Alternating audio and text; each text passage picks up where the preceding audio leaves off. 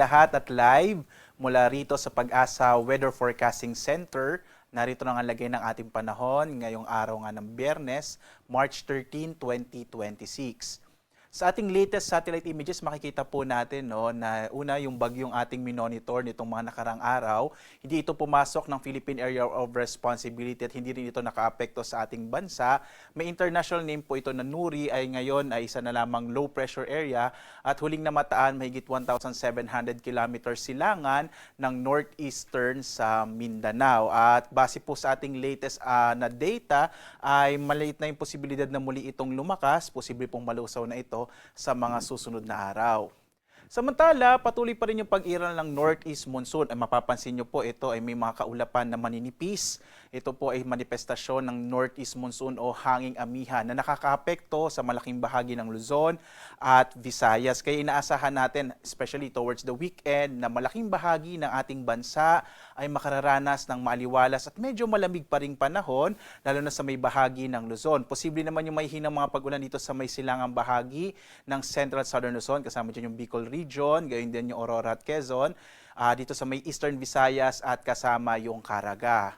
Samantala, posible pa rin yung mga localized thunderstorms dito sa may bahagi ng Mindanao. Makikita nyo po, mas makapal yung kaulapan dito ng Mindanao. So, posible yung mga localized thunderstorms. Normally po, kapag meron tayong hanging amihan, maninipis yung mga kaulapan kaya hindi masyadong nabubuo ang mga thunderstorms at kadalasan yung mga pag-ulan natin ay mga mahihina lamang.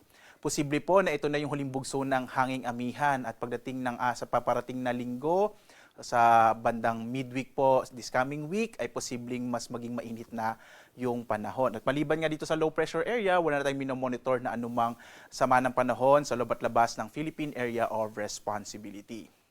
Samantala, dito sa Luzon, inaasahan pa rin natin malaki yung posibilidad ng mga mahihinang pag-ulan lalo na sa may Aurora, Quezon, gayon din sa Bicol Region, dulot nga ng hanging amihan, habang mga isolated o pulupulong mahihinang pag-ulan ang mararanasan sa nalabing bahagi ng Luzon. Kasama na riyan ang Metro Manila at magpapatuloy ito ngayong weekend. Yung agwat nga ng temperatura natin sa Lawag, nasa 21 to 30 degrees Celsius, sa Tuguegarao nasa 20 to 30 degrees Celsius, sa Baguio 13 to 22 degrees Celsius, sa Metro Manila 21 to 30 degrees Celsius, Tagaytay 21 to 28 degrees Celsius, habang sa Legazpi 23 to 31 degrees Celsius.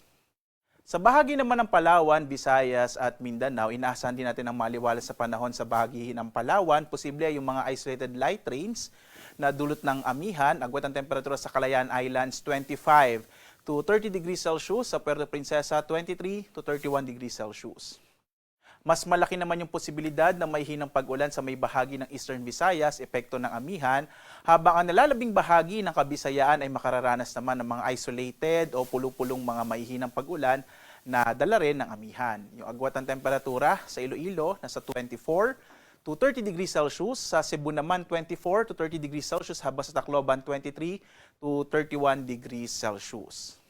At bukas din, mararanasan ng bahagi ng Caraga ang posibilidad na maihinang mga pag-ulan, dala po ng amihan, habang ang nalalabing bahagi dito sa Zamboanga Peninsula at Northern Mindanao, sa epekto ng amihan ay posible ang mga isolated o pulupulong habang storms ang labing bahagi ng Mindanao. Agwat ang temperatura natin sa Zamboanga 25 to 33 degrees Celsius, sa Cagayan de Oro 24 to 31 degrees Celsius, habang sa Davao 24 to 31 degrees Celsius. Sa lagay ng ating karagatan, meron po tayong nakataas pa rin na gale warning. Malaking bahagi ng Northern Luzon, kasama yung eastern section ng Central at Southern Luzon, kasama rin itong bahagi ng Northern Eastern Samar, ay inaasahan natin magiging maalon yung karagatan. Kaya po iwasan munang pumalaot, lalong-lalo na yung mga maliit na sakyang pandagat, maliliit na mga bangka. Sa mga baybayin po nitong ating Northern Luzon, kasama yung eastern section ng Central at Southern Luzon at sa bahagi din ng Kabisayaan. Epekto po ito ng bugso ng hanging amihan. Iba pang bahagi ng ating bansa makararanas naman ng katamtaman hanggang sa maalong karagatan, kaya mag-ingat pa rin po, lalong-lalo na yung maliliit na mga bangka at maliliit na mga sasakyang pandagat na pumapalaot sa ating bansa. Narito naman ating inaasang magiging lagay ng panahon sa mga susunod na araw. Dito po sa Luzon, magpapatuloy nga yung hanging amihan hanggang araw ng Martes. Posible pa rin makaranas ng mga isolated light rains sa malaking bahagi ng Luzon. I-enjoy na po natin itong malamig na temperatura, lalo't inaasahan nga natin sa paparating na linggo ay mababawasan na yung epekto ng amihan at makakaranas na po tayo ng mas mainit na panahon. Sa Metro Manila, agwat ang temperatura in the coming days, 21 to 31 degrees Celsius. Sa Baguio, nasa 13 to 23 degrees Celsius, habang sa Legazpi ay mula 24 to 32 degrees Celsius. Sa Kabisayaan naman, inaasa natin pagdating ng araw ng Martes ay mababawasan na or ang makakaapekto na po ay ang mga localized thunderstorms.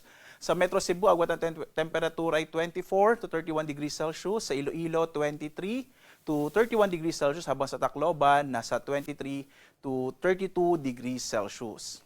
Dito naman sa Mindanao, generally, inaasa natin fair weather sa malaking bahagi ng Mindanao sa mga susunod na araw. Mga pagkidlat, pagkulog naman ang mararanasan, lalo na sa dakong hapon hanggang sa gabi, pero hindi naman ito malalakas at hindi rin ito magtatagal. Agwat ang temperatura sa Metro Davao, nasa 24 to 30 degrees Celsius. Sa Cagayan de Oro, nasa 24 to 31 degrees Celsius, habang sa Zamboanga City, nasa 24 to 34 degrees Celsius.